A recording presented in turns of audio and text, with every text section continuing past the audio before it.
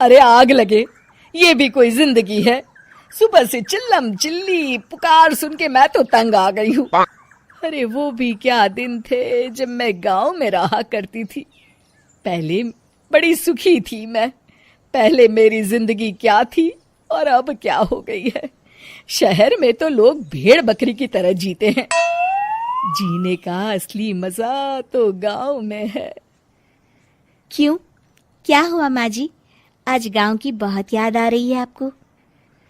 अरे हाँ बहू, शहर का जीना भी कोई जीना है। लोगों की आधी जिंदगी तो सड़कों के ट्रैफिक में निकल जाती है और यहाँ रखा ही क्या है। एक बात कहूँ, दिल्ली शहर अब पहले जैसा नहीं रहा। क्या माँ, जब देखो गांव के गुणगान गाती रहती हो। ठीक है, इस बार ना बच्चों के कॉलेज की छुट्टियों में हम सब गांव चलेंगे, ठीक है? हाँ, ये ठीक है। फिर कुछ दिनों के बाद सारा परिवार अपने गांव चला जाता है। अरे वाह, कितनी ताजी और साफ हवा है, कितनी शांति है यहाँ। चल बहू, अब बढ़िया सा खाना बना दे, मजे से आंगन में बैठ के खाएंगे। सुशीला गांव का माहौल देख बड़ी खुश होती है। 2 दिन के बाद गांव की कुछ औरतें सुशीला के घर आती हैं। बड़े दिनों के बाद गांव आई है सुशीला। हमें तो लगा कि तू शहर जाके गांव को भूल गई। और बतिया, तेरी बहू कैसी है? जरा मिलवा तो उससे। अरे मेरी बहू तो लाखों में एक है। बड़ी किस्मत वाली हूँ मैं जो मुझे जानकी जैसी बहू मिली है। हमेशा मेरी सेवा में लगी रहती है और आज तक कभी पलट कर जवाब नहीं दिया उसने। सुशीला की बातें सुनकर सभी औरतें हंसने लगती है।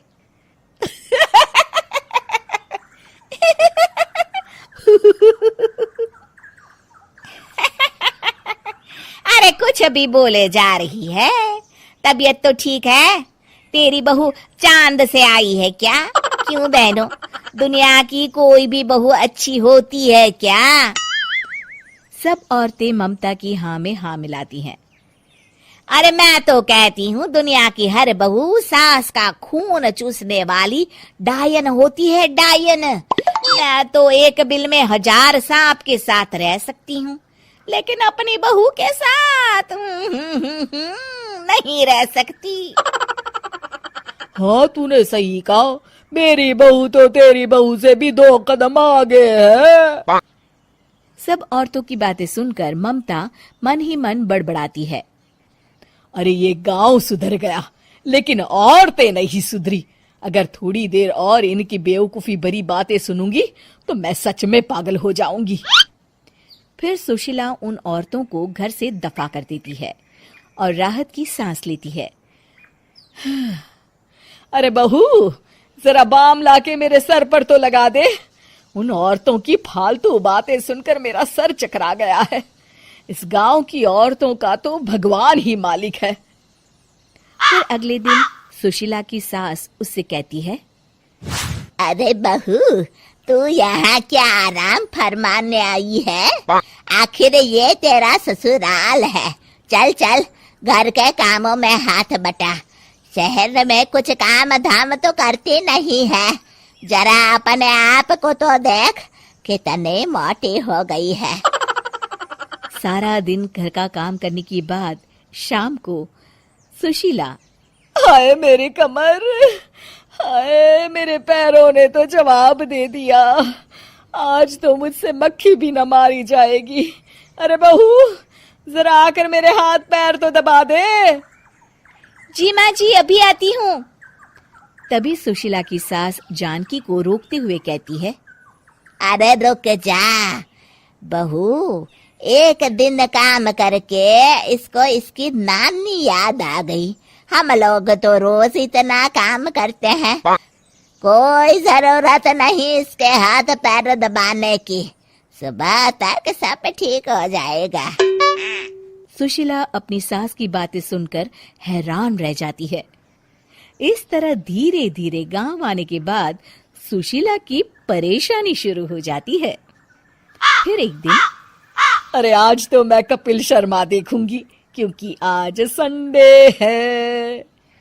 सुशीला जैसे ही टीवी ऑन करती है तभी बिजली कट जाती है। अरे सत्यानाश, इस बिजली को भी अभी जाना था। इतने दिनों से मैं टीवी सीरियल देख नहीं पाई। हमारा देश इतनी तरक्की कर रहा है, अरे पता नहीं ये गांव कब सुधरेगा।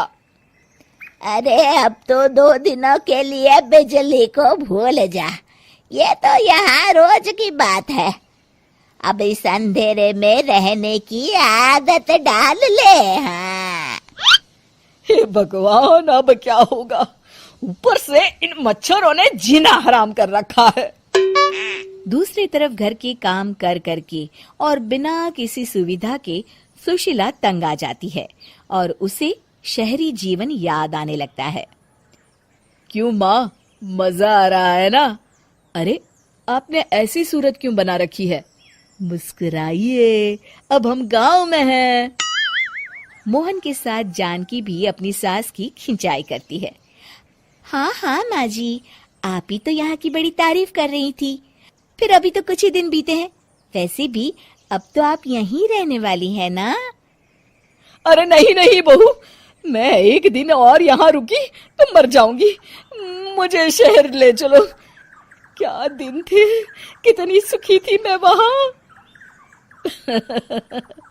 ठीक है माँ, हम कल ही वापस शहर चले जाएंगे। इस तरह सुशीला शहर आ जाती है और फिर कभी दोबारा गांव जाने की जिद नहीं करती।